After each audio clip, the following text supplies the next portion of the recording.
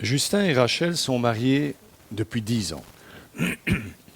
Ils ont 2 enfants de 3 et 6 ans. Aux yeux de leur entourage, ils forment un couple heureux et sans problème.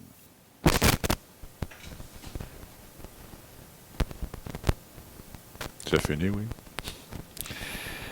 C'est vrai que ni eux ni leurs enfants ne sont atteints d'une maladie grave, ils n'ont pas non plus de problèmes financiers majeurs. Cependant, progressivement, leur relation s'est érodée. La colère et la peur sont aujourd'hui les 2 émotions les plus présentes dans leur quotidien, et tout le monde en souffre. Justin est ingénieur, et comme la grande majorité de cette honorable confrérie, celui-ci est très cartésien et ne possède pas une once d'originalité.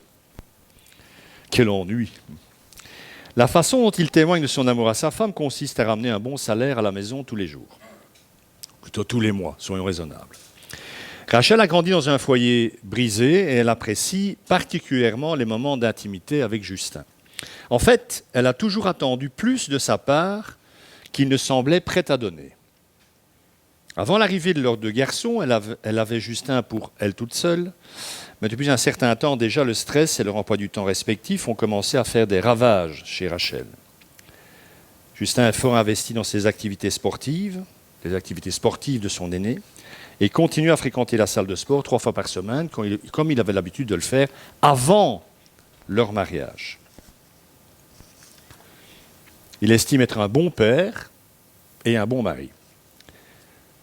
Rachel, quant à elle, voit les choses différemment et estime que son mari s'éloigne d'elle. L'année dernière, Rachel a demandé à son mari de lui accorder plus de temps, ce qui n'a fait qu'éloigner Justin encore davantage. Il a déclaré à sa femme qu'il en avait assez d'être étouffé, ce qui l'a encore plus éloigné d'elle.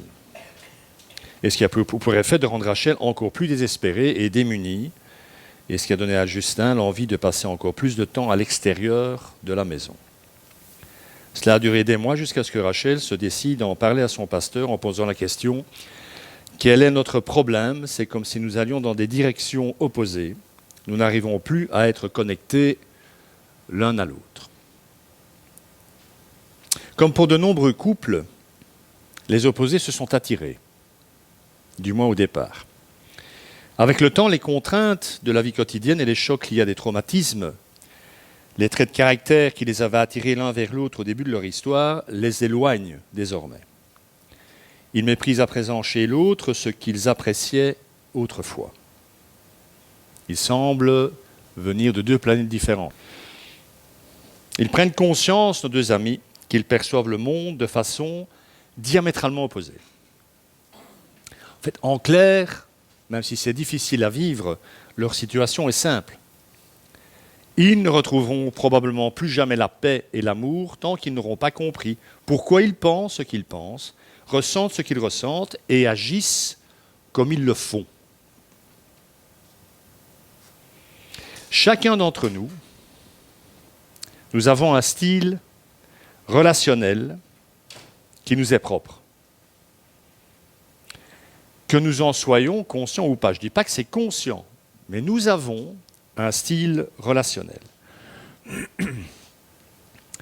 Donc ce qu'il faut déjà comprendre à ce stade, c'est que votre style relationnel et vos croyances de base dans le domaine des relations ne se manifestent généralement clairement que lorsque vous êtes dans une situation de stress, de tension ou de pression. En dehors de ces moments-là, personne ne va se douter, même pas vous-même, de la façon dont vous fonctionnez.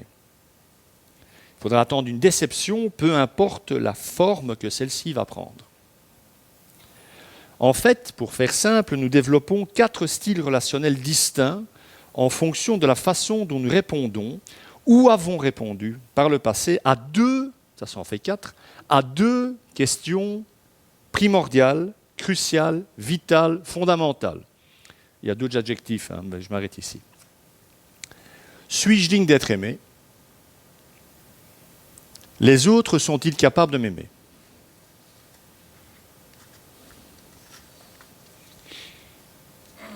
Notre façon de nous comporter dans nos relations avec notre entourage et avec Dieu, c'est un culte. Ça n'est pas une session donnée par un docteur en psychologie, vous aurez bien compris. Donc, votre façon d'interagir avec l'autre va impacter aussi votre relation avec Dieu, qui est une personne, ça ne vous aura pas échappé. Donc notre façon de nous comporter dans nos relations avec notre entourage et avec Dieu est déterminée dans une large mesure par la nature de notre relation avec nos parents lorsque nous étions très jeunes. Alors, petite parenthèse déjà à ce stade, ça ne veut pas dire pour autant, rassurez-vous, parce qu'il faut être rassuré, je pense, que ce qui est arrivé lorsque nous étions enfants soit totalement déterminant, ni que nous soyons enfermés dans certains rôles et manières de voir pour le reste de notre vie. Ce serait un hyperdéterminisme abominable. Hein. Ce n'est pas ça du tout. Et ça ne veut pas dire non plus que nos comportements mauvais ou coupables soient excusables et doivent être imputés à nos parents. Moi, j'en peux rien, je fonctionne comme ma mère ou mon père. Donc, ce n'est pas de ma faute. Devant Dieu, ce genre d'attitude ne fonctionne pas. Pourquoi ? Parce que quelqu'un qui ne se remet pas en question, qui n'intègre pas sa propre responsabilité de vécu par rapport à ce qui lui arrive, Dieu ne peut strictement rien faire pour lui. Pour aller voir le médecin et que le médecin soit opérant, il faut prioritairement se savoir malade.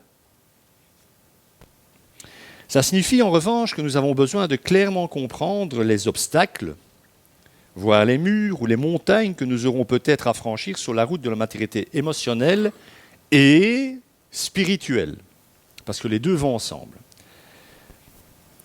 Prendre 2 versets dans un psaume du roi David. « Examine-moi, ô Dieu, et connais mon cœur. Mets-moi à l'épreuve et connais mes pensées.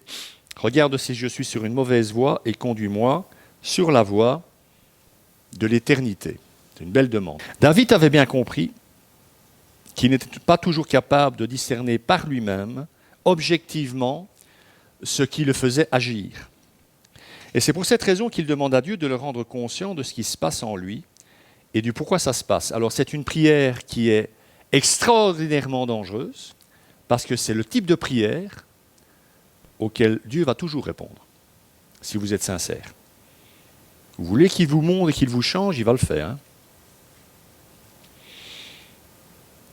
Je rappelle que dans la pensée juive, le cœur, ce n'est pas l'organe cardiaque, hein, c'est le siège des émotions, de l'affect, de la partie instinctive de l'être humain, ainsi que de son intellect. En fait, tout le siège de l'être humain. Alors nous avons la chance, 3000 ans plus tard, parce que ce poème date de 3000 ans, à la louche, que Dieu ait permis le développement des sciences du comportement. Ce qui n'enlève en rien encore aujourd'hui à la pertinence de la demande du roi d'Israël. Si on examine d'ailleurs la vie de David, sur un plan relationnel et émotionnel, on est d'ailleurs frappé par une série de choses, de comportements, de dysfonctionnements, que je n'ai malheureusement pas le temps d'approfondir ici, mais qui témoignent de ce que nous avons déjà dit et allons encore dire. David est un homme qui aime Dieu. Son plus grand problème, c'est qu'il aime, en fait. Quand il aime, c'est jamais à moitié. Mais il va aimer Dieu aussi fort qu'il aime une femme qui n'est pas la sienne. Et tout ça aura un impact terrible sur ses enfants, sur sa famille, et même sur le royaume, puisque le roi incarne la justice de Dieu et la relation profonde avec le Dieu d'Israël. Alors, 2 dimensions touchant aux convictions relationnelles que nous avons à l'âge adulte sont issues donc de 2 questions fondamentales. Donc, je vais rendre d'une autre manière les 2 premières questions que j'ai évoquées tout à l'heure. La première dimension, est-ce que je suis digne d'être aimé ? C'est la perception de soi que l'on a de soi-même. Puis ensuite, la perception des autres, les convictions liées à la perception que nous avons des autres. Autrement dit, sont-ils dignes de confiance, fiables, etc. L'entièreté de votre vie relationnelle va se baser là-dessus. Et la façon dont vous allez répondre à ces 2 questions. Alors, vous n'avez pas besoin de le dire, hein. Votre manière de fonctionner va indiquer comment vous répondez à ces 2 questions. Alors, les chercheurs en sciences du développement ont utilisé les réponses à ces questions afin de développer un système donc en 4 catégories, permettant de découvrir et de comprendre le style d'attachement qui nous est propre. Encore une fois, rappelez-vous, c'est de là que ça part. La semaine passée, je vous ai expliqué que le terme piété dans la Bible devait être traduit et est traduit dans certaines traductions plus courantes par l'expression attachement à Dieu. Je pense que c'est juste. que piété, tout le monde voit des moines dans un monastère. Non, la piété, c'est où en est ton type d'attachement relationnel avec Dieu. Quand tu es très attaché émotionnellement, intellectuellement, spirituellement à Dieu, tu es dans une bonne forme d'attachement à sa personne. Et ça aura un impact direct avec ton style d'attachement avec les autres, forcément. On ne vit pas sur une île. Hein. Donc ce style est le reflet en fait de modèles intérieurs de fonctionnement que nous avons élaborés en ce qui concerne la façon dont nous voyons et interprétons nos relations les plus étroites. Voici donc les 4 styles relationnels primaires. Il y a le style sécurisé, je vais y revenir, hein. Le style sécurisé, le style anxieux, le style distant et le style craintif. Alors on parle d'attachement sécurisé pour les personnes qui ont une opinion positive d'elles-mêmes et des autres. Si vous êtes là, tout va bien. Mais j'ai un scoop. À part Jésus, personne n'est là. Voilà, allez, vous êtes content d'être venu. Vraiment, hein. Jésus était là. On peut peut-être comprendre pourquoi. Alors, chose importante, il ne s'agit donc pas ici d'orgueil. Hein. Ah, moi, je suis hyper sécurisé. Non, non. Si on fait référence à une catégorie biblique, non, non, il ne s'agit pas d'orgueil ici. Hein. Quelqu'un qui se voit positivement et voit les autres positivement, ce n'est pas une question d'orgueil. C'est une question d'équilibre émotionnel et relationnel. Ces personnes donc croient être dignes d'être aimées et pensent que les autres sont capables et accessibles lorsqu'elles en ont besoin. Elles sont à l'aise aussi bien dans la proximité que dans l'indépendance. Il y a un équilibre entre les retraits et le temps passé avec les autres. Quand ça dysfonctionne, ce qui est notre cas pour tous, hein, parfois on disparaît dans notre cave pendant des semaines, voire des mois, des jours, peu importe, et dans d'autres moments, on passe son temps avec les autres de manière dysfonctionnelle, etc. Deuxième type d'attachement. Tu parles d'attachement anxieux pour les personnes qui ont une vision négative d'elles-mêmes et une opinion exagérément positive des autres. Les autres sont bien, moi je suis nul, c'est si je devais résumer. Donc elles sont, de là le type d'attachement, elles sont généralement anxieuses dans les relations et ont une peur chronique, malsaine de l'abandon, car elles croient qu'elles ne sont pas dignes d'être aimées. Et que forcément, quand vous ne pensez pas que vous êtes aimable, vous avez peur d'une chose, forcément, c'est qu'à un moment, les gens vont découvrir autour de vous que vous n'êtes pas aimable et vont se tirer en courant. On parle d'attachement distant pour les personnes qui sont le contraire, si je puis dire, des personnes anxieuses. Elles ont une vision trop positive d'elles-mêmes et une vision trop négative des autres. Elles ne sont pas à l'aise avec la proximité. On parle ici de proximité relationnelle intime, hein, donc être proche de quelqu'un. Elles ne sont pas à l'aise avec la proximité et ont tendance à devenir trop autonomes, car elles ne croient pas que d'autres seront là pour elles. Les autres, ça ne sert à rien, personne n'a jamais été là pour moi. Et enfin, on parle d'attachement craintif pour les personnes qui ont une vision négative aussi bien d'elles-mêmes que des autres. C'est la totale. Elles éprouvent des difficultés lorsqu'il s'agit d'intimité et de proximité, et souvent, elles évitent tout simplement les relations. Alors, ces 4 styles relationnels permettent en fait tout simplement de mieux comprendre les différents niveaux d'anxiété et d'évitement que nous pouvons connaître dans les liens d'attachement. Si on prend par exemple les adultes sécurisés, la première catégorie, ils ne connaissent que de faibles niveaux d'évitement et d'anxiété, puisqu'ils ont une vision positive des autres, ils n'ont pas de problème à entrer en relation parce qu'ils ne sont pas anxieux par rapport à ça. On ne va pas leur faire de mal, quoi. Voilà, les autres, c'est bien. Je vais le dire comme ça. Et ils ne vont pas éviter non plus les autres, puisqu'ils ne se sentent pas mis en danger par les autres. Ils sont donc à l'aise avec la proximité et l'intimité, éprouvent des sentiments d'estime de soi positifs et ont des moyens sains de faire face au stress, notamment en recherchant l'aide des autres. Parce que quand ça fonctionne plus ou moins normalement, quand on a des questions, quand on ne se sent pas bien, on doit rechercher l'aide des autres. Si on n'a pas de réponse par nous-mêmes, sur nous-mêmes, qui peut avoir potentiellement des réponses pour nous aider à avancer, à sortir de cet état? Ce sont les autres. Mais si on se méfie des autres, on va rester seul dans son coin avec ses problèmes et on ne réglera jamais rien. Les adultes anxieux ont, eux, des niveaux élevés d'anxiété, mais des niveaux d'évitement moindres. Ils manquent d'assurance dans la sécurité d'une relation, puisqu'ils ont un sentiment d'estime de soi très faible.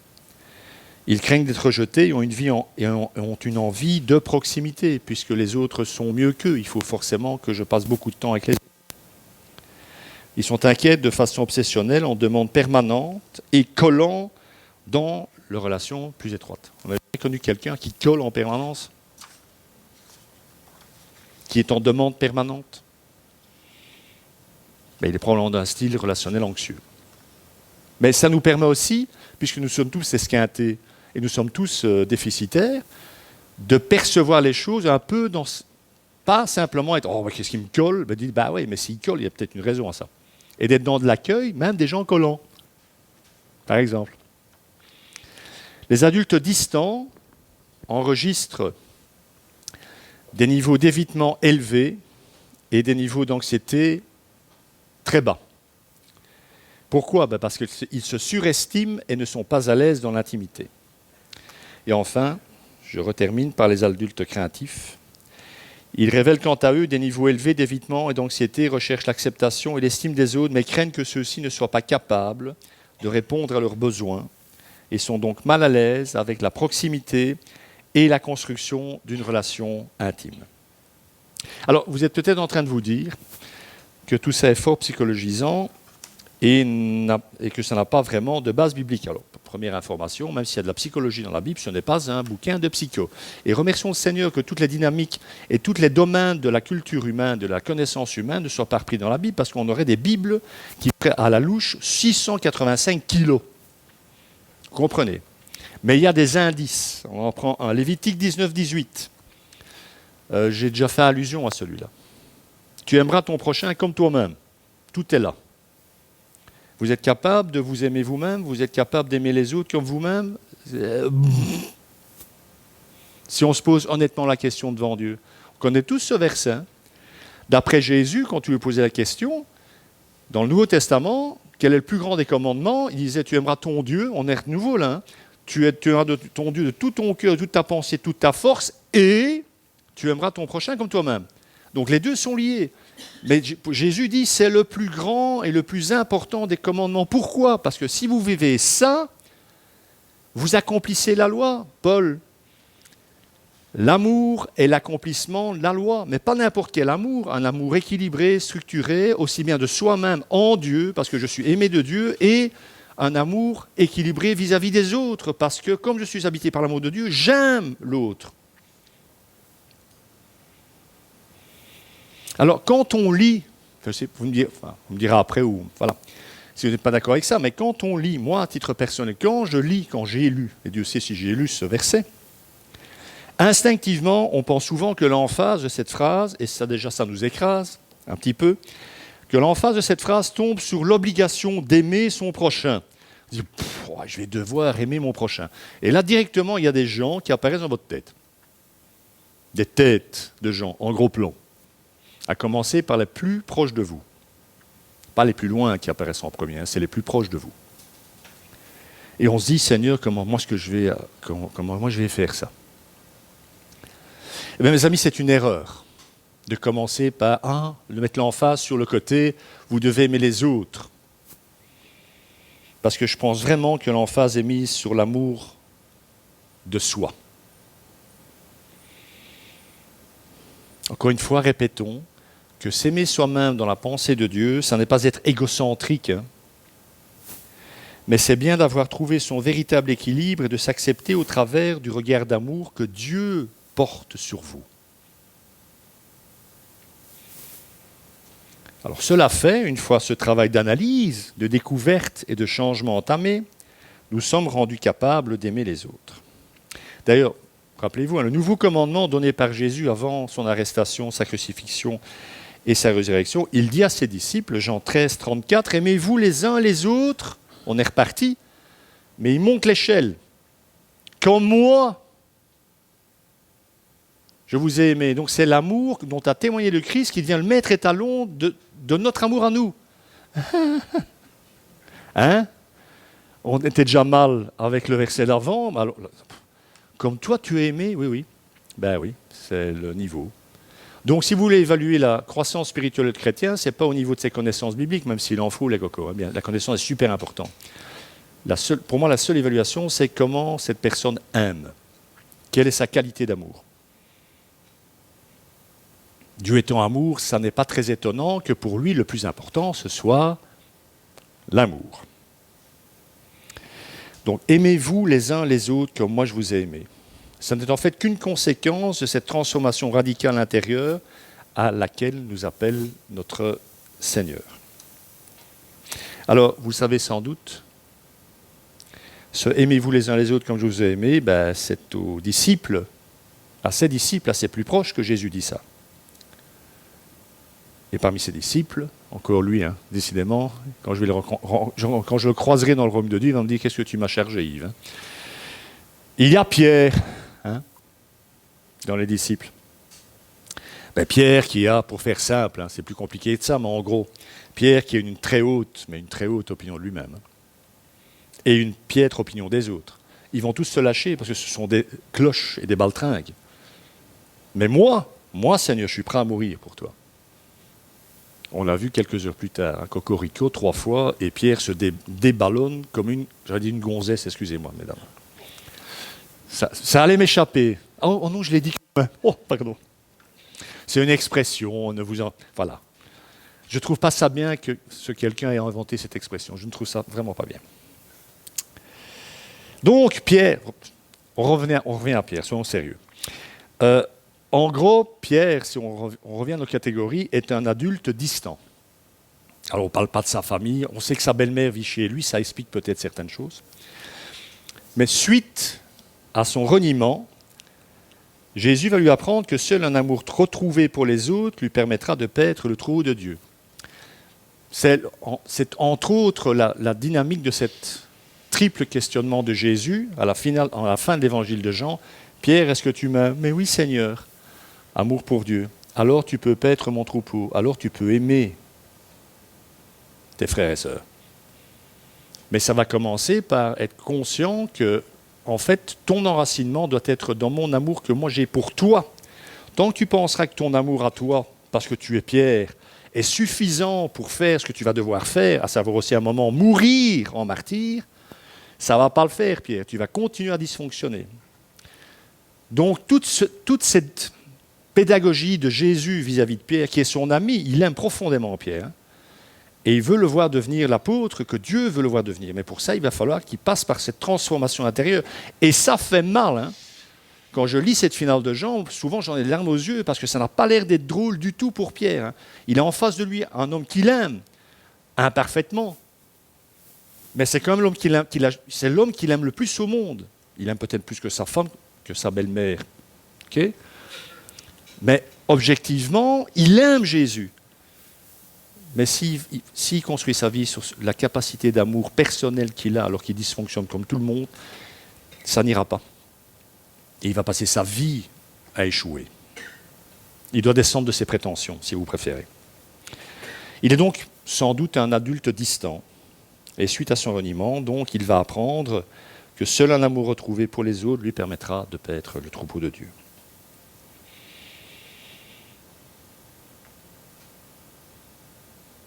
Ça rejoint un peu ce que je disais la semaine passée. On est avec Dieu comme on est avec les autres. Si vous dites à Dieu, je t'aime, c'est magnifique, il faut lui dire, c'est important. Mais que vous n'avez des relations avec personne,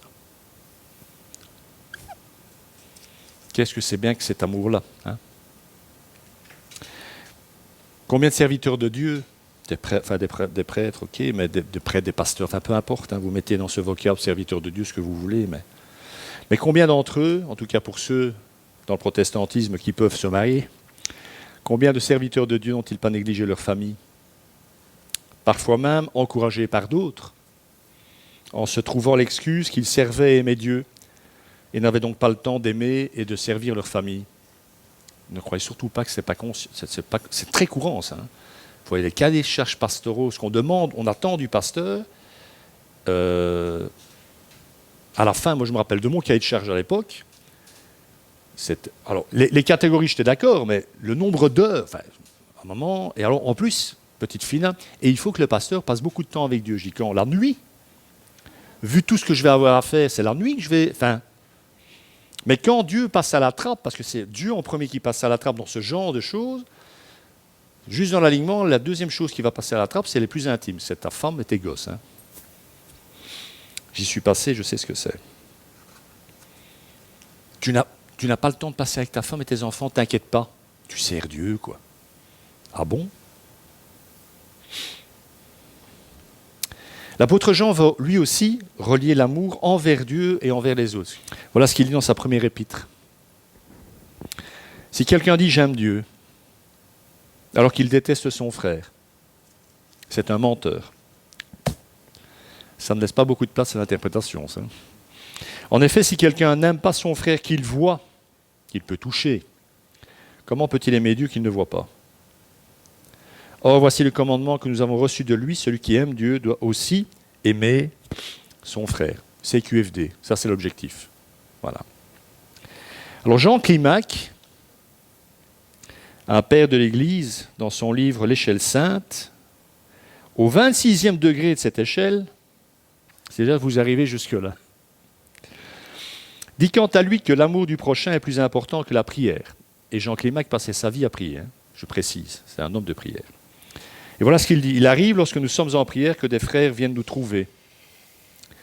Nous devons leur choisir ou interrompre notre prière ou attrister notre frère en refusant de lui répondre parce que nous sommes en prière. Mais l'amour est plus grand que la prière. La prière est une vertu parmi d'autres, tandis que l'amour les contient toutes. Et c'est un homme qui a passé sa vie à prier qui dit ça. C'est le même qui, lors d'un temps de prière, a été piqué par un moustique. Il a tué le moustique par réflexe sur sa joue. Il a tellement été attristé par le fait d'avoir tué une créature de Dieu qu'il était tout nu dans un marais tout près, ou infesté de moustiques. Il y a passé 1 mois. L'amour de Climac pour les insectes était au-dessus de la moyenne, hein, vous aurez bien compris. Ne faites surtout pas ça. Merci Seigneur qu'à Braine-l'Alleud, il n'y a pas de marais. Nous avons le paradis.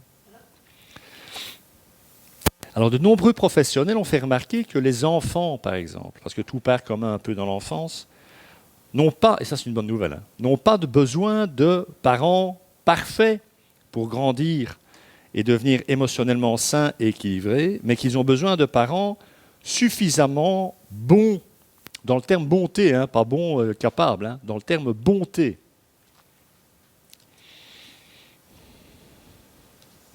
On va revenir maintenant à ces 4 styles d'attachement. En les reliant aux parents, parce que c'est là, encore une fois, en grande partie, c'est là que ça part. Les parents qui veillent à fournir une certaine sécurité à leur rejeton, tout en encourageant l'exploration de son environnement, et qui répondent de manière adéquate à ses cris et à ses demandes de reconnexion, lui permettent de répondre oui aux 2 questions cruciales que j'ai mentionnées tout à l'heure. L'enfant, dans ce cas-là, se sent digne d'être aimé et est convaincu que ses parents sont parfaitement capables de lui donner de l'amour, l'affection et l'encouragement dont il a besoin. La vigilance des parents vis-à-vis des besoins de l'enfant envoie à celui-ci le message suivant. Les besoins que j'exprime sont légitimes et mes parents sont heureux d'y répondre. L'enfant va donc comprendre que les figures d'autorité les plus importantes dans sa vie, à savoir son père et sa mère, j'insiste sur les figures d'autorité, hein, pas distributeur de bonbons, hein, d'autorité. Eh bien, son père et sa mère donc, sont dignes de confiance, et puisque ceux-ci ne se sentent pas menacés par l'expression des émotions de l'enfant, l'enfant ne se sent pas non plus menacé par ses propres émotions. Je donne un exemple. Si un enfant éprouve de la tristesse, ça arrive, hein, et que ses parents n'accueillent pas celle-ci, pour le petit garçon classique, peut-être plus aujourd'hui sans doute, mais déjà à mon époque, un homme, ça ne pleure pas. Ça tombe bien, papa, j'ai 5 ans, je ne suis pas encore un homme.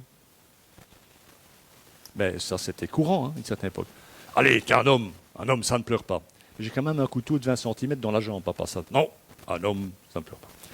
Pas de tristesse, pas d'émotion, rien à gérer. On est remballé avec l'expression de notre émotion.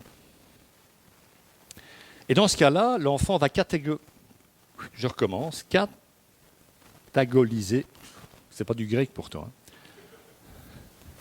tout cas, il va mettre dans un coin de sa tête que la tristesse est une émotion non acceptable. Et il se sentira dès lors menacé par elle dans sa sécurité affective. Juste, je deviens triste, je ressens de la tristesse. Je vais enfouir cette émotion parce que papa et maman ne vont pas être contents. C'est comme ça que ça marche. Alors il y a 2 semaines, j'ai récemment vu un reportage sur les lieux d'accueil pour enfants retirés à leurs parents, pour abandon, sévices graves, non prise en compte du bien-être de l'enfant, pour différentes raisons. Et dans ces petits-enfants, c'était jusqu'à 6 ans, je pense, il y avait même des bébés. Et dans ce reportage, il y avait là un bébé de 3 mois qui n'exprimait jamais ses émotions. Alors un bébé, ça ne parle pas. Il a faim, il pleure. Il a mal, il pleure. Il crie. Il a sommeil, il crie, il pleure. Il exprime ce qu'il ressent. Et bien ce bébé-là, 3 mois, il ne pleurait jamais. Quand il avait faim, ou qu'il était mouillé, ou qu'il avait mal, il ne pleurait jamais. Pourquoi ? Parce que ses parents lui avaient transmis le message que toutes les émotions qu'il exprimait au travers de ses pleurs lorsqu'il avait faim, était mouillé ou avait mal, étaient totalement inacceptables. À 3 mois, il avait intégré ça, il ne pleurait jamais. On peut en mourir de ne jamais pleurer, dans ces cas-là. Lorsqu'ils grandissent, les enfants sécurisés se sentent aussi à l'aise avec les relations intimes qu'avec leurs propres besoins d'autonomie et d'indépendance. Ils sont relativement équilibrés entre les deux. Autrement dit, sur le plan émotionnel, ils ne sont ni trop en demande de relations, ni trop indépendants. Vous aurez les notes, donc je ne vais pas m'étendre, parce que ça va peut-être alourdir la donne. En tout cas, ils font preuve, ces enfants ou ces adultes équilibrés, ils font preuve d'intégrité émotionnelle puisqu'ils prennent en compte la réalité de la gamme complète des émotions.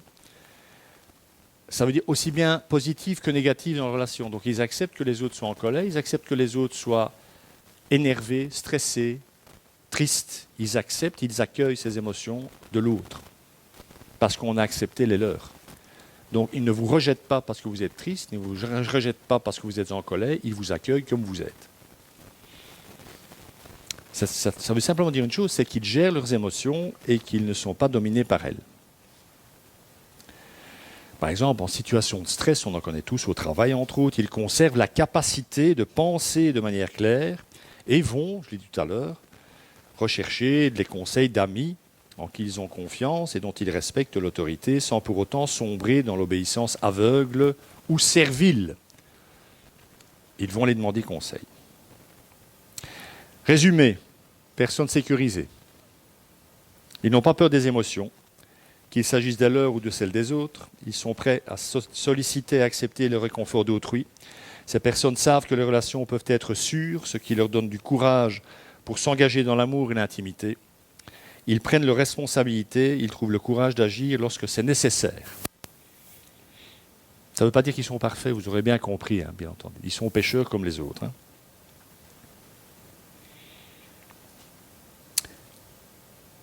L'attachement anxieux, j'y reviens brièvement. Donc les messages que certains d'entre nous ont intériorisés depuis l'enfance les conduisent à conclure que les réponses aux 2 questions cruciales que j'ai évoquées tout à l'heure sont « Je ne suis pas digne d'être aimé ». Oui, ceux qui m'entourent se soucient vraiment de moi puisqu'ils sont meilleurs que moi.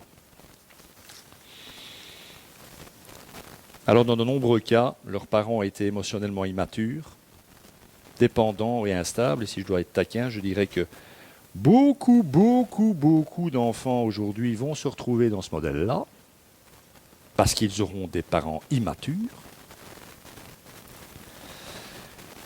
Et ils ont parfois même inversé les rôles en s'attendant à ce que leur enfant leur fournisse l'amour dont ils avaient désespérément besoin, ces fameux enfants. Et si vous ne me croyez pas, vous pouvez chercher sur Internet les rapports objectifs, les statistiques sur les divorces. L'enfant de parents divorcés, il sert à un truc. Il devient le réceptacle de la souffrance de ses parents. Parce que les parents s'écroulent émotionnellement parce qu'ils sont totalement immatures. Et ils confient leurs souffrances profondes à des enfants de 5, 6, 7, 8 ans. Dans quel film on fait ça? On est adulte, on ne l'est pas. Ou tu diras à ton père, ou tu diras à ta mère, et attends. Mais ces parents, forcément, s'ils sont immatures, ils sont aussi passés par des stades qui les ont amenés sur ce chemin-là. Donc ces parents se sont sentis menacés par le besoin inné de leur rejeton à explorer le monde et ont fait en sorte de le garder près d'eux, le plus près possible, et les moyens d'y arriver varient. L'enfant, lui, a intériorisé cet environnement et a appris à valoriser l'intimité au détriment de l'autonomie et de l'indépendance. Sans le sentiment de confiance en soi que développe l'exploration de son environnement, l'enfant développe une perception de lui profondément négative. On ne s'en rend pas compte, mais c'est comme ça. Qui peut se traduire par des croyances ou des convictions à son sujet, du genre « je suis incompétent, je ne peux rien faire par moi-même, j'ai besoin que les autres prennent soin de moi ». C'est pas que tu es bon à rien, tu es mauvais à tout. Ne va pas par là, tu es une catastrophe ambulante, quoi. Alors, je sais bien quand on dit ça, tous les parents ne sont pas méchants en disant ça. Hein. Ils ont parfois sincèrement peur qu'il arrive quelque chose. Mais la résultante sur le long terme, c'est que le gosse, il n'a aucune confiance en lui. Et après, arrivé un peu dans l'adolescence, on a souvent des problèmes avec ce genre d'enfant. Et les parents ont dit, mais enfin, c'est quand même pas compliqué, tu étudies, tu réussis. Oui, mais on leur a envoyé le message qu'ils étaient bons à rien. Comment voulez-vous qu'ils réussissent? Puisqu'ils n'ont aucune confiance en eux.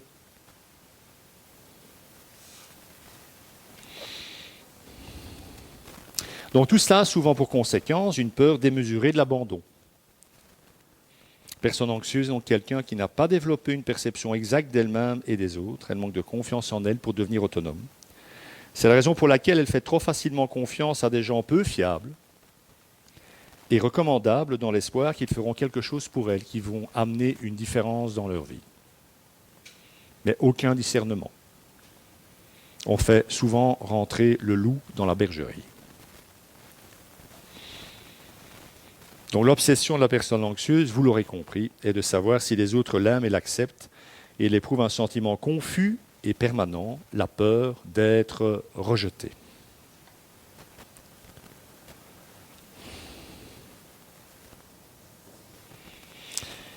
Cette personne a soif de proximité, puisqu'elle a été construite comme ça, mais est rarement sécurisée dans quelque relation que ce soit, même lorsque d'autres lui ont prouvé encore et encore qu'ils se souciaient vraiment d'elle.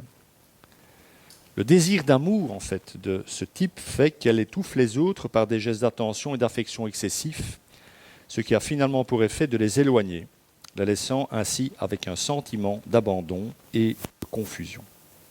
Alors, est-il difficile d'être du type anxieux? Oui. Car une personne de ce type ne se croit pas digne d'être aimée, c'est horrible. Qu'est-ce qu'il y a plus terrible que ça?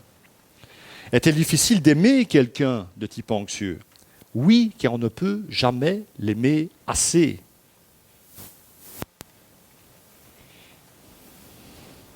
En résumé, les personnes dont les relations sont caractérisées par l'anxiété ont soif d'intimité, mais vivent dans une peur constante du rejet. Elles sont trop émotionnellement dépendantes et démunies, attendent désespérément que d'autres les amènent à se sentir en sécurité. Elles font confiance trop facilement en ignorant les signes qui indiquent qu'un tel n'est pas digne de confiance. Tout le monde le voit, ces signes-là, autour d'elle, autour de cette personne, mais elle ne voit rien. Elles sont fragiles et vulnérables par rapport à tout ce qu'elles perçoivent comme une critique et qu'elles interprètent comme un rejet sévère. Et elles espèrent que des figures d'autorité se manifesteront et viendront résoudre leurs problèmes. Allez aussi voir les statistiques de personnes étant depuis 25 ans chez les psys, quoi. Vous ne voyez pas qu'il y a un souci? C'est un beau métier quand même. Hein? Et elles éprouvent une peur de ne pas s'en sortir toutes seules, si intense qu'elles contrôlent leur existence, cette peur. Alors si je reviens 2 secondes au cas de Justin et Rachel, par lesquels j'ai commencé, Rachel avait tous les traits d'une personne anxieuse. Justin se sentait initialement attiré par elle, car il se voyait dans la peau du héros, hein, c'était un sauveur, venant secourir sa belle, mais son indigence émotionnelle a fini par l'étouffer et l'éloigner d'elle. Puis il y a des parents qui encouragent le désir d'exploration de leur enfant. Vas-y, vas-y, vas-y, pas de problème. Mais qui, quand ceux-ci deviennent anxieux et pleurent pour obtenir le contact avec leurs parents, ils voient de la faiblesse ou de la manifestation. Pas d'intimité. T'es un grand garçon, hein. T'es une grande fille. Hein. Dans un tel contexte, les petits développent un fort sentiment d'autonomie, c'est vrai, et une certaine méfiance à l'égard de l'autorité. Ils répondent à nos deux fameuses questions comme ceci. Oui, je suis digne d'amour, mais non, les autres ne s'intéressent pas vraiment à moi. Ce qui veut dire pratiquement qu'au fil du temps, ils vont conclure qu'ils ont les aptitudes et compétences nécessaires pour s'en sortir par eux-mêmes. Et ils y sont poussés puisque personne n'est là pour les relever et les réconforter lorsqu'ils échouent ou lorsqu'ils ont peur. Ils doivent faire tout seuls. Ils doivent tout assumer tout seuls. Ces personnes, quand elles deviennent adultes, peuvent résister à l'intimité parce qu'elle leur semble risquée, douloureuse, voire étouffante. La plupart du temps, elles ne voient tout simplement pas la nécessité des relations intimes. Ce n'est pas pour ça que ces gens ne sont pas mariés, ne sont pas en couple, n'ont pas de relations. Hein. Mais il n'y a pas d'intimité. Il y a un vernis, mais il n'y a pas d'intimité. Elles sont isolées, même si elles peuvent être au milieu d'une foule de 50 personnes. Mais à la différence des anxieux, cela ne les dérange pas du tout. Autrement, elles feraient quelque chose pour que ça change. Dans les relations tendues, elles ne se sentent pas particulièrement angoissées parce qu'elles ne croient pas de toute façon qu'elles aient besoin d'autrui pour survivre et s'épanouir. Je n'ai pas besoin des autres, je ne vais pas spécialement être stressé. Comme tous les êtres humains, elles éprouvent bien entendu des émotions, mais elles les ont si longtemps réprimées qu'elles ne sont pas conscientes de l'existence de certaines d'entre elles.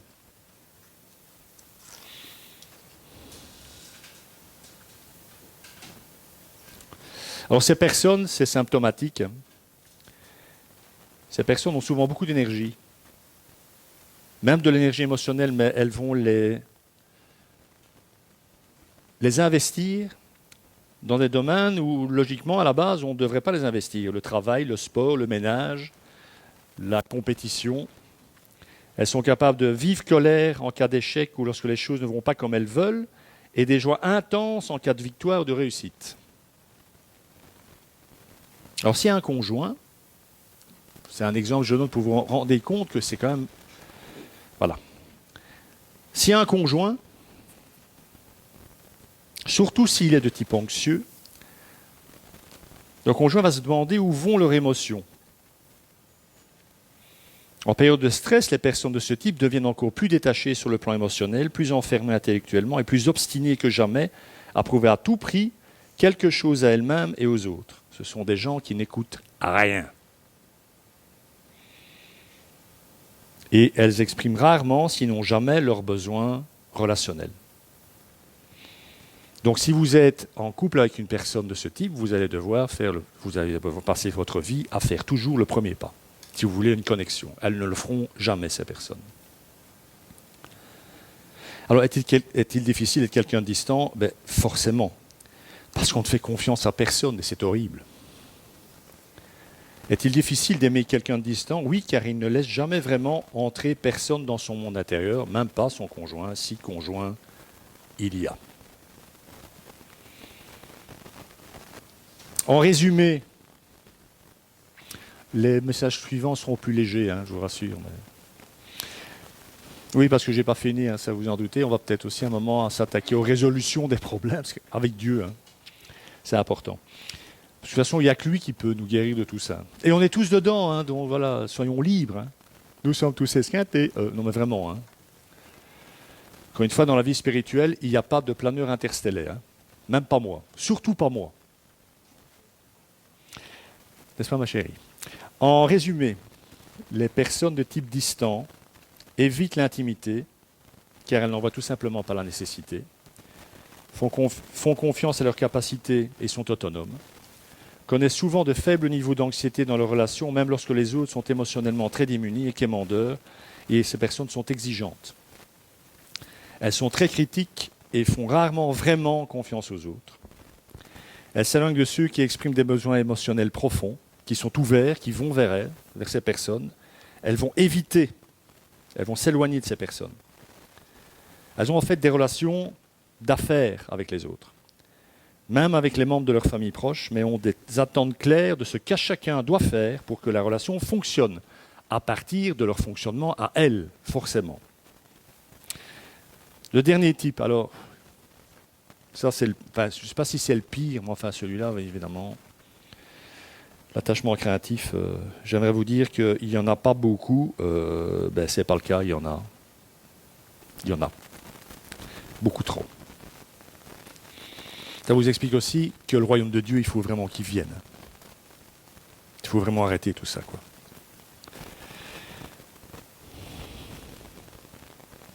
Malheureusement, mais même si l'on vient de voir qu'il faudrait que tous les parents aient un environnement, les enfants, pardon, aient un environnement sécurisé, ça c'est quand même le minimum. Certains grandissent dans un contexte où la réponse aux deux questions cruciales posées est un retentissant non. Ces foyers peuvent être physiquement, émotionnellement et parfois même sexuellement abusifs. L'enfant est confronté à des adultes qui, au lieu de lui apporter de l'amour et de la stabilité, lui manifestent une rage incontrôlée, assortie d'exigences cruelles ou le contiennent dans un isolement paralysant.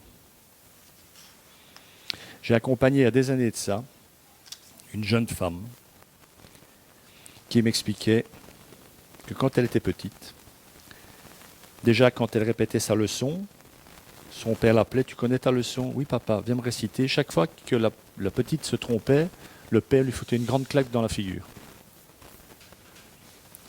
Et quand, je ne sais pas moi, ça peut arriver, elle laissait tomber un verre par terre, son père la descendait à la cave avec une icône de Jésus en disant, tu étais méchante avec Jésus.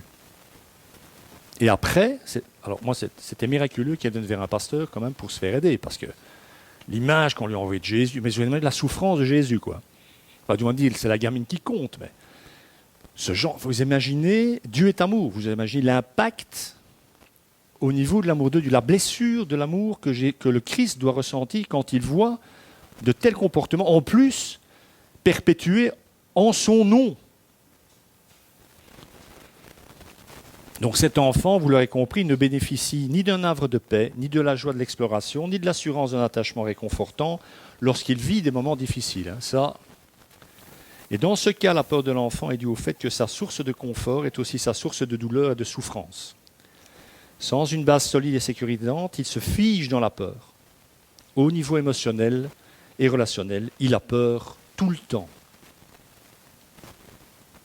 La plupart de ces journées se résument en fait à espérer de pouvoir la terminer sans trop d'égratignures. Les individus de type craintif sont excessivement fragiles. Ils construisent une sorte de mur de protection autour d'eux, et ça on peut comprendre pourquoi, et surtout autour de leur cœur, afin d'échapper à de nouvelles blessures. Ils aspirent, comme chacun d'entre nous, à faire confiance à quelqu'un, tout en éprouvant d'énormes difficultés à le faire, même envers ceux qui se sont relevés fiables et aimants. En résumé, ces personnes se sentent mal aimées et non désirées, indignes de l'affection de qui que ce soit. Elles aspirent à des relations réelles, mais sont terrifiées à l'idée d'être proches de quelqu'un. Elles manquent de confiance dans leur capacité à réussir leur vie. Elles sont fragiles, facilement abattues et vulnérables à toute forme d'offense. Elles pensent qu'elles ont besoin de faire confiance aux personnes en situation d'autorité, mais s'en trouvent incapables. Elles restent isolées ou se lancent au contraire de façon inconsidérée dans des relations à la recherche du lien qu'elles ont toujours voulu. Cependant, leur indigence émotionnelle repousse presque toujours les autres. Alors la bonne nouvelle, je ne vais pas vous laisser sortir d'ici sans une bonne nouvelle quand même. La bonne nouvelle, c'est que la volonté d'amour de notre Père, c'est de faire de chacun de nous, ses enfants, un homme, une femme sécurisée, de type sécurisé. Pour une simple et bonne raison, c'est qu'il est amour et que notre qualité relationnelle et celle de l'Église en dépendent, ainsi que sa relation avec nous, les deux en dépendent. Quoi, vous croyez que l'Église ne fait pas plus envie aux gens? Parce que les gens, quand ils nous regardent, ils disent « mais il est plus esquinté que moi ». Parfois, hein. Une amie m'a encore dit récemment que j'étais vraiment un baltringue, quoi. Donc, j'étais complètement siphonné de l'étage. Sans quoi elle n'a pas tout à fait tort. Les chrétiens sont déjà des extraterrestres, hein, mes amis. Réfléchissons. Dieu est amour. Sécurité. Et il nous envoie le dire au monde entier. Autonomie. C'est le modèle, ce modèle sécurité, c'est le modèle que Jésus a adapté à ses disciples. C'est ce qu'il a employé comme modèle. Il les a sécurisés en les aimant, en les enseignant durant 3 ans. Et il faut être clair, ils étaient lourds, les disciples. Hein. Enfin, j'aurais été disciple, j'aurais été encore plus lourd que les 12 autres réunis, hein, ça j'en suis sûr. Hein. Il les a sécurisés en vivant avec eux, en marchant avec eux, en dormant, en mangeant, en buvant, en riant avec eux. Il les a consolés et il les a repris quand c'était nécessaire. Non, ça, c'est pas possible. Ça, c'est pas digne de Dieu et ça n'est même pas digne de toi. Il ne les a jamais trahis, ni agressés, ni abandonnés. Il ne leur a jamais menti. Quand c'était dur, ce qui allait se passer, il a dit, ça va être dur, mais je serai là. Et lorsqu'il leur annonce son départ, la première chose qu'il leur dit, parce qu'il doit leur dire, je vous envoie un autre consolateur, je ne vais pas vous laisser tout seul. Pour qu'ils ne sombrent pas dans la peur et l'abandon, et qu'ils puissent devenir des hommes et des femmes que Dieu les a appelés à être.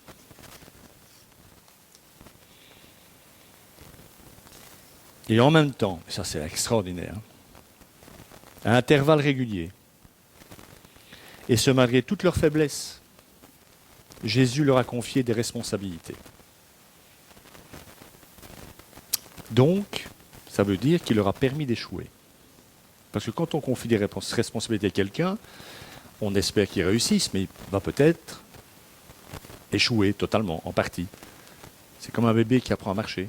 Il faudra le relever et dire, c'est bien Coco, continue, c'est le chemin, c'est pas grave, go.